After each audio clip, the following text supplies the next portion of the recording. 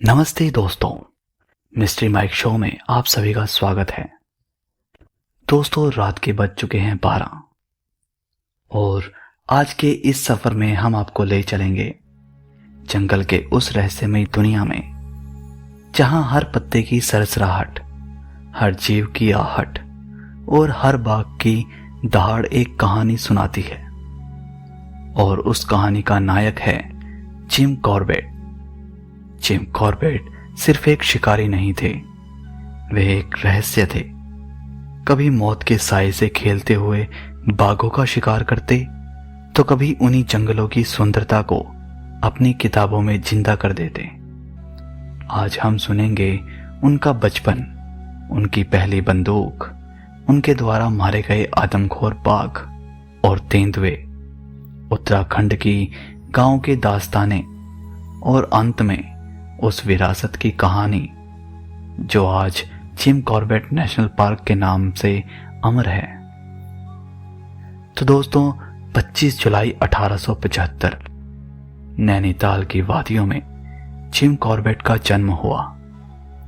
पिता आयरलैंड से आए अंग्रेज थे, लेकिन जिम के दिल में हमेशा भारत की मिट्टी की महक रही। बचपन से ही उनका मन स्कूल की चारदीवारी में नहीं, बल्कि जंगल की खुली फिजाओं में लगता था। छोटी उम्र में ही वे पंछियों की आवाज पहचान लेते, कौन सी चिड़िया कहाँ बैठी है, किस मौसम में कौन सी आवाज निकालती है। ये सब उन्हें किताब से नहीं, जंगल से मिला। कहा जाता है कि जिम घंटों पेड़ की डाल पर चढ़कर बाघ की दहाड़ सुनते रहते। उनका कहना था, अगर तुम जंगल को ध्यान से सुनो तो वह तुमसे बातें करता है। जिम की उम्र तब मुश्किल से 8-10 साल रही होगी जब उन्होंने पहली बार अपनी बहन की पुरानी बंदूक उठाई। वो बंदूक छोटी थी, पर उनके हाथों में मानो जानवरों की भाषा समझने का हुनर आ गया। उनका पहला शिकार एक पक्षी था और उस दिन उन्होंने जाना कि बंदूक सिर्फ गोली चलाने का साधन नहीं, बल्कि जिम्मेदारी है। 20वीं सदी की शुरुआत, कुमाऊं और गढ़वाल की वादियों में लोग दहशत में जी रहे थे। बाघ और तेंदुए आदमी खाने लगे थे।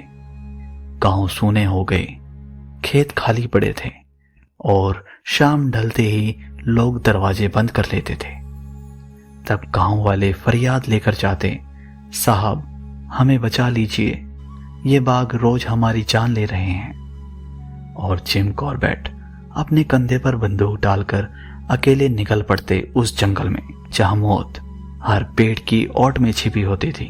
दोस्तों, जिम कॉर्बेट की सबसे मशहूर दास्तान है चंपावत की आदमखोर बाघिन। ये कहानी सुनकर आपके रोंगटे खड़े हो जाएंगे। ये बाघिन नेपाल और उत्तराखंड की सीमाओं में आतंक मचाए बैठी थी। कहा जाता है कि उसने 436 इंसानों को मौत के घाट उतारा। दिन दहाड़े गांव के बीच से किसी औरत या बच्चे को उठा ली जाती। जब सरकार हार गई, तब लोगों ने जिम कॉर्बेट को पुकारा। जिम ने कई दिनों तक उस बाघिन का पीछा किया, पगडंडियों पर उसके पंजों के निशान देखे।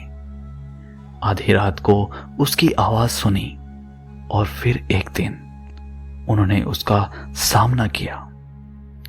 गोलियों की गड़गड़ाहट और जंगल की खामोशी के बीच वो बाघिन गिरी और लोगों ने राहत की सांस ली। कहा जाता है जिस दिन वो मरी, गांव वालों ने जिम को भगवान मान लिया। अगर बाघिन का आतंक खौफनाक था, तो तेंदुए का कहर भी बहुत डरावना था।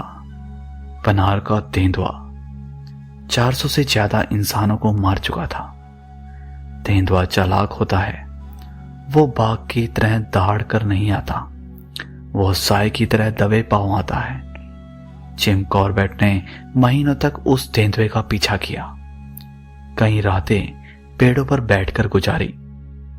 कहा जाता है कि जब तेंदुए की आंखों में लाल चमक दिखी, तो जिम ने एक ही गोली से उसकी सांसें रोक दी। इसके बाद आता है रुद्रप्रयाग का तेंदुआ। दोस्तों, ये नाम सुनकर आज भी उत्तराखंड का हर गांव सिहर उठता है।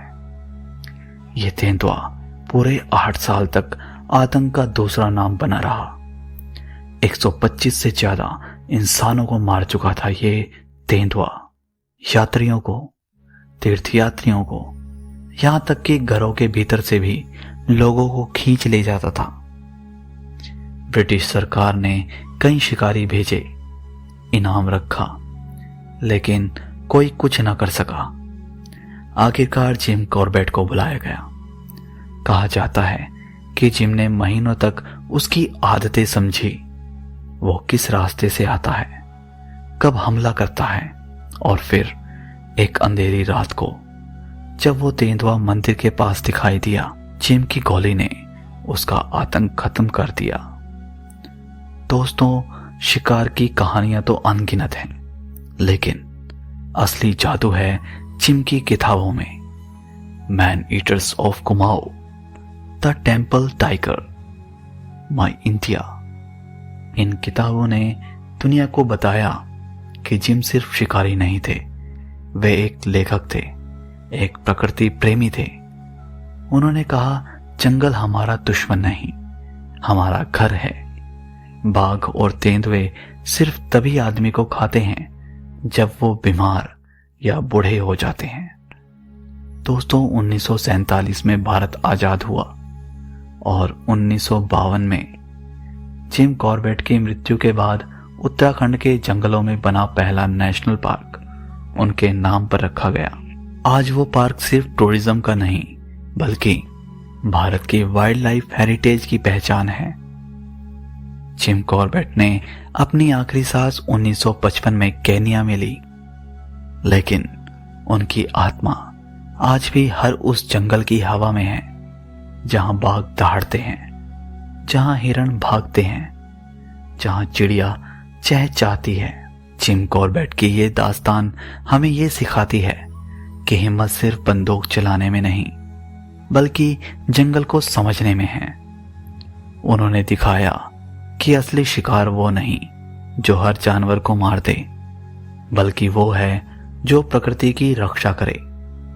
दोस्तों, अगर ये रहस्य और ये कहानी अगर आपको पसंद आई है तो मिस्ट्री माइक को सब्सक्राइब जरूर करें और अगली कहानी तक सुनते रहिए मिस्ट्री माइक।